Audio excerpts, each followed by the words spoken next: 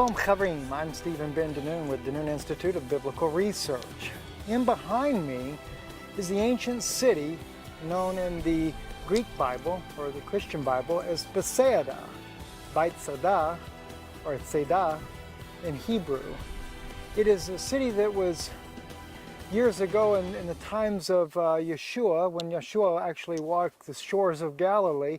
This is the city that Philip, Matthew, and Peter, I believe those three there, were actually from this city. We find this in the book of Mark, chapter 6 and chapter 8, and other places in the Bible, even in some of the Old Testament scriptures as well. Bethesda was cursed by Yeshua. And he said in one place there, and just paraphrasing it, he says, "O Bethesda, if the mighty works had been done in Sodom and Gomorrah that was done in thee, they had repented long ago in sackcloth and in ashes." Of course, Capernaum, he was typing the same way, which Capernaum is not far from this very area. In fact, Capernaum is just, a little bit south of here. Bethesda, though, is just off the Jordan River.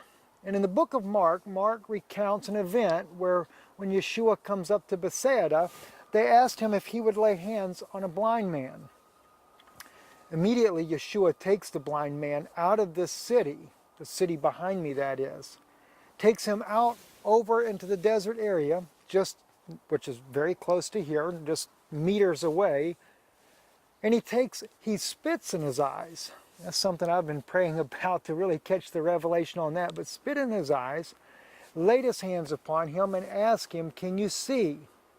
Well, he said, "I see men like trees," which is kind of interesting because about the only place you'll find trees unless they were planted by the Jewish people is along the river basin here and around the Sea of Galilee. So he knew what a tree was like. But it must have been still a blurry image. So Yeshua, once again, he takes and lays his hands upon him, and this time his eyes come open and he could see clearly. What's fascinating, though, to me is that this city was so full of unbelief that Yeshua could not do a single miracle in the city because of it. He literally had to lead the blind man out of the city to pray for him. And I think about how it is today around the world. There's so much unbelief. So few people are able to believe in God, to believe the mighty miracles that God could do, that He did back then, that He's even done in this day. Many of you guys may be witnesses to miracles that Yeshua or Jesus has done in your lives. For myself, I've seen the dead raised. I have seen the blinded eyes come open. And I'm talking about like the blind man that was here, totally blind.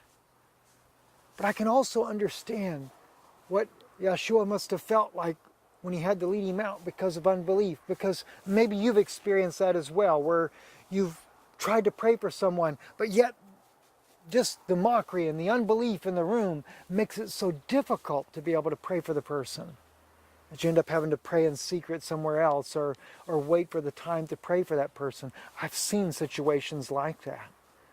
It's very sad, but that's what it had gotten to be here in this little town here, and now they're uncovering it. In fact, the head archaeologist of this site is Dr. Rami Arav.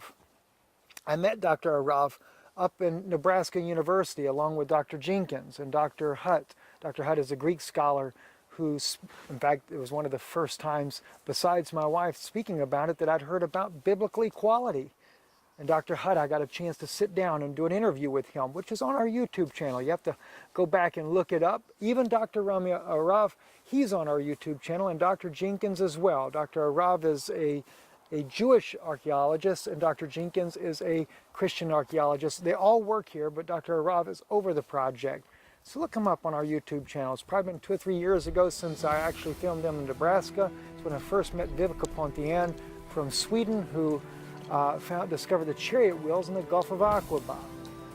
But anyhow, what an incredible place to be. And to know, regardless of this city being cursed, to know that our blessed Savior, Yeshua, Jesus of Nazareth, literally walked on this very grounds. Shalom from Israel, from Bethesda, Bethesda. I'm Stephen Ben with the Noon Institute of Biblical Research.